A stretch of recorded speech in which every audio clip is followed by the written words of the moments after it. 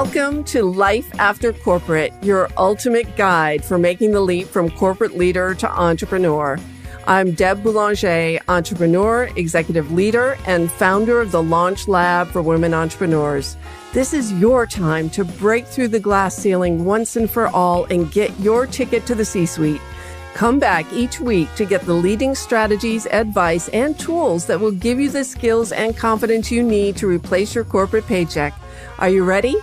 Let's go. Episode 15. Do you have what it takes to be a successful business owner? Some of the skills you developed in the corporate world will serve you well as an entrepreneur.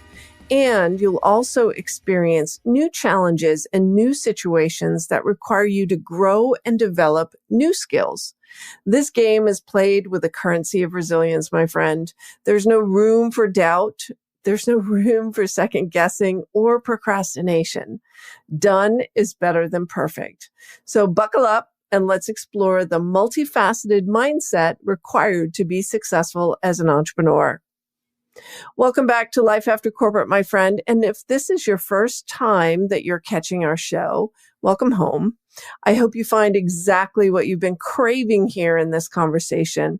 And this is where we meet each other each week to talk about how to take a big idea and turn it into a profitable business so that you can be in control of how you spend your time, how you earn your money, and the impact that you make through the work that you do. And today we're exploring your greatest asset as an entrepreneur, and that's also your greatest liability. And stay till the end because I have a big invitation for you that I know you'll want to hear. So you've heard these sayings, I'm sure. You are what you think. Your thoughts become your reality. And if you believe it, you can be it. And you know what? All of that is true. But how can you actually develop the mindset of a successful entrepreneur? And it's more complicated than that. So I'm breaking that question down into three parts. One, the skills you bring with you from the corporate world that continue to serve you well. Two, the skills that aren't transferred with you from the corporate world that need to be developed. And three, the limiting beliefs that will get in your way and that need to be overcome in order for you to be successful. Sound good? It is. And in the Launch Lab for Women Entrepreneurs, we work on our mindset throughout our journey because if we didn't, you'd likely stop and give up before you got any real traction. And when you work with me, my friend, giving up is not an option. The Launch Lab is about growing and developing new skills and leaving behind habits you no longer need and don't serve you or your business. So let's start with the skills that you bring with you that serve you well as an entrepreneur. What comes to my mind first is goal setting, planning, analytics, and metrics. So even if you're a solopreneur, you won't accomplish much of anything unless you set clear and definable goals. And a goal without a plan is wishful thinking. So breaking down that goal into smaller steps and realizing what the timing is and what needs to happen in sequence is a critical skill for you to continue to practice as a business owner. And it's equally important to pause every month and certainly every quarter to assess how you did. Determine what you will measure up front. And if you have certain sales goals, what do you have to do to meet that goal? For example, maybe you have a year-long program or a group program that you enroll in quarterly. Understanding your metrics is really key to your success so that you do the right things in order to enroll clients. So when I open up the Launch Lab for Women Entrepreneurs, I know that during that period of enrollment, I am amplifying my message. I am showing up live on Facebook. I am showing up on LinkedIn and video. I am doing webinars. I'm talking about the Launch Lab, and I am showcasing the value that people get in working with me. If I don't do that, then I don't get people in the Launch Lab. So, it becomes super important to understand your revenue goal is just a number. And without an action plan to back up that number, you just have a wishful thinking strategy. So this is where predictable revenue starts. And predictable revenue, being able to turn on that flow of revenue into your business, is a critical skill. The other skills you bring with you as a leader are the organizational skills. You know how to manage your time, and hopefully you also know how to manage your resources. The managerial skills of delegation and communicating your expectations to your staff or virtual team when you first start out is super important. Having standard processes, regular staff meetings. Every Monday, I meet with Kim, who's my number one and my right arm, on what actions we've got planning this week. So she's the one who sets up all the webinars. She sets up all the lead pages. She sets up all my emails. She promotes the podcast. Without Kim, my marketing doesn't work. So we have a staff meeting every Monday so that we're in alignment on what we're going to accomplish this week. There are also skills that you won't naturally carry with you from corporate that you need to develop because you didn't have to use these skills in corporate. But developing these skills ensures that you've built resiliency in your business. And we'll talk about resiliency over and over again. And these are the skills that include creative problem solving and stick-to-itiveness when things don't work out the way you expect them to.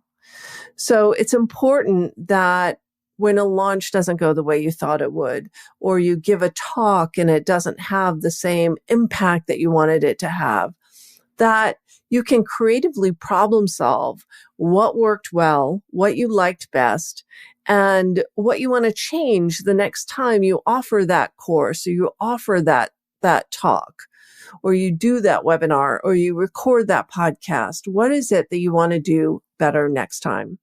The second skill is options thinking. There's typically more than one way to launch a business, a product or service, or to market your services. So what options are available to you?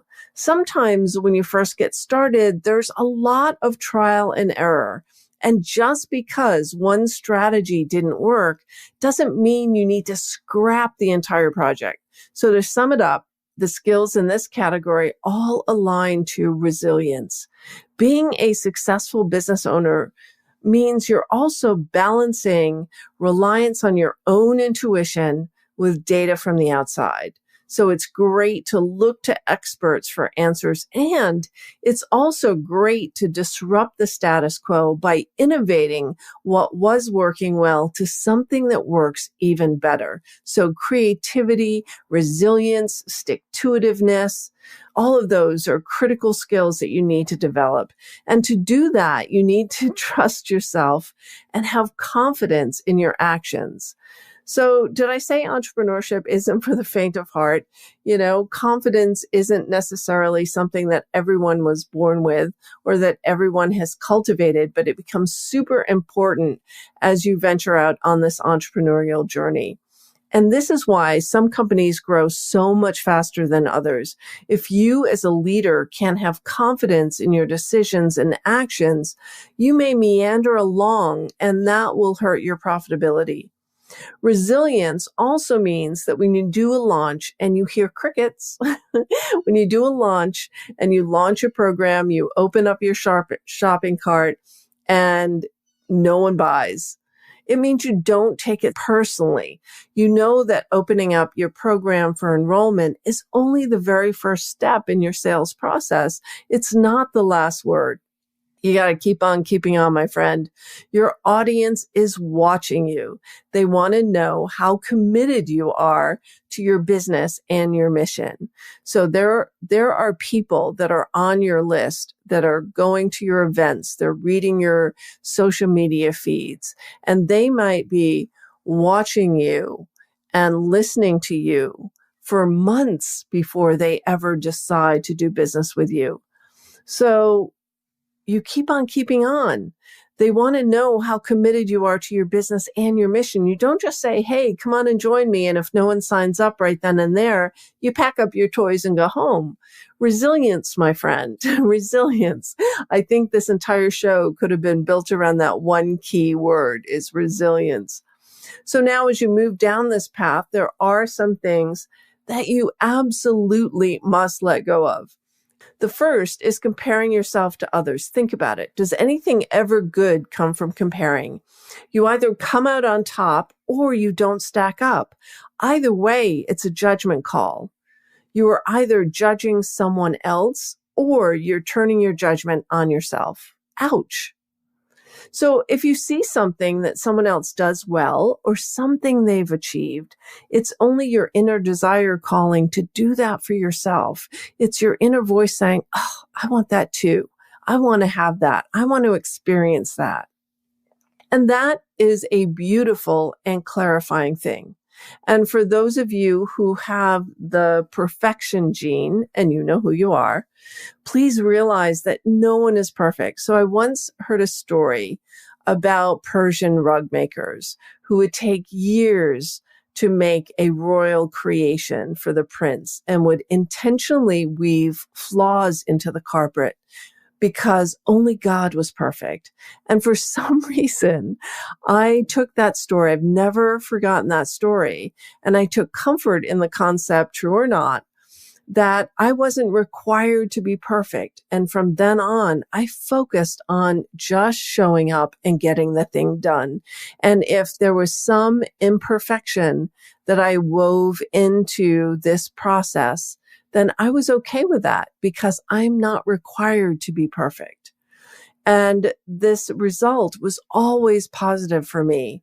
If I just showed up, if I just got the thing done, I always got a new client or a positive review or someone or new people who are following me. Any action is better than no action.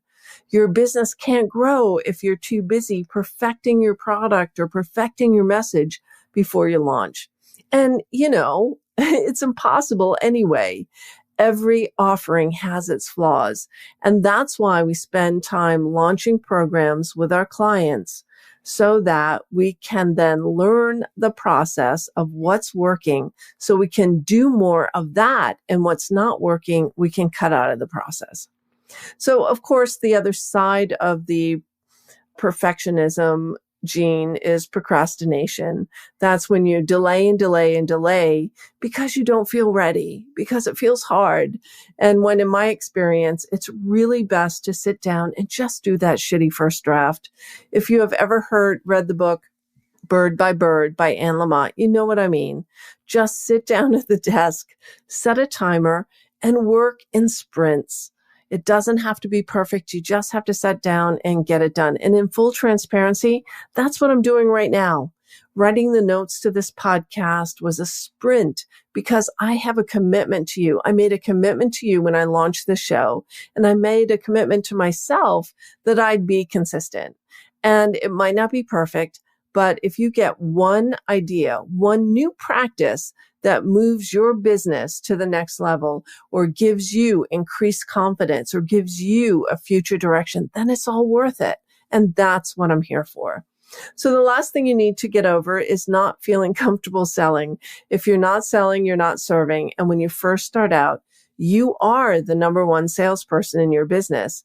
And you need to get help and find a way to sell that feels authentic to you and that works. So if you're coaching and consulting in your sales calls and you're not bringing your prospects to a place of deciding if they want help or if they want to go it alone, that's the only goal of a sales call, is to get your prospects to the place of, do they want help?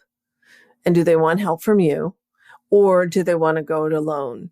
It's not your place to coach or consult in a sales call, because when you do, you leave them with the feeling that they have the answer and they know what to do. And when you do that, and you know that they can't walk away and actually accomplish what they could accomplish if they were working with you, you do them a huge disservice and you rob them of the experience of working with you and getting the result that they would get if you work together. And you rob yourself of the income that you could use right now to grow your business and support your lifestyle. So, wow. That was a lot of ground to cover in one podcast. And I still have a final word for you, my friend, and that's fear. Fear is your number one enemy as an entrepreneur and something you need to learn to deal with at all costs. So fear is sticky, it's slippery, it's hard to get rid of. There's no expunging it forever, but you can learn to dance with it. And life after corporate is a fulfilling and rewarding journey. I was speaking on a panel today with Ambassador Susan Johnson Cook, and she was asking me about my life after corporate journey. And I made the leap in 2013, and truthfully, I have never looked back. And I had the launch skills to bring me to this place. I knew how to launch products and programs. It was my skill in the corporate world that I had developed over 20 years. And I know you may not be a launch expert, and there may be some of these skills around building resiliency in your business that you don't feel quite capable of right now. And I invite you to learn with me. The Launch Lab for Women Entrepreneurs is open for enrollment. And if you're just making the leap and want to get clients to start paying you for your services by building a solid business foundation, a solid business engine that supports your growth and lifestyle, then this is for you. And this is also for you if you've been at your business for a couple of years and you're still struggling with getting clients and you don't know if it's your product, your pricing, your messaging, or maybe all three. So you can apply for your spot at the Launch Lab at http://launchlabaccelerator.com. That's launchlabaccelerator.com. I'll put the link in the show notes.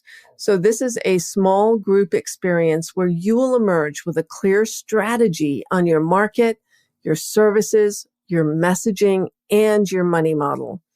And since you are a Life After Corporate listener, when you join the Launch Lab, you get a super big bonus from me, a business breakthrough session, which is a one-on-one session with me where we plot out together your course to creating a business and life that you love. We only have 12 spots for the Launch Lab, and 3 are already filled as of this recording. So don't procrastinate. Now is not time to procrastinate. Be bold and confident in making the best move for you and your business right now. And head over to launchlabaccelerator.com to apply. That's it for now, my friend. Thank you for listening. I'll see you next time. Thanks for listening, my friend. If you enjoyed this show, please head over to iTunes and subscribe and leave us a review. And be sure to hop over to the Life After Corporate Facebook group and join other growing entrepreneurs to get weekly tips on how to create more money and meaning doing work you love.